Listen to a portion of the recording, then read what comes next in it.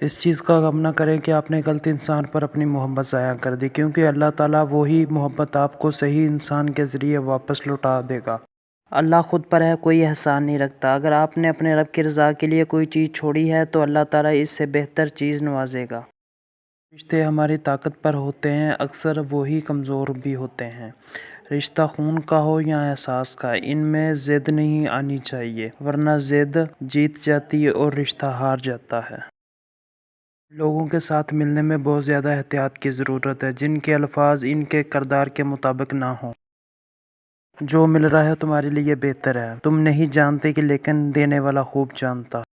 اگر کوئی انسان آپ سے محبت کرتا ہے تو اسے خود سے اتنا دور مت کریں کہ ایسے دل میں آپ کے لیے محبت، احساس اور قدر کی بالکل جگہ نہ رہے۔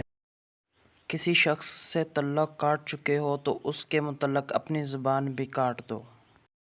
تکلیف تمہیں اپنے محسن کے ساتھ آشنا کرواتی ہے۔ کون ہے جو تکلیف میں تمہارے ساتھ دیتا ہے؟ وہی تمہارا محسن ہے۔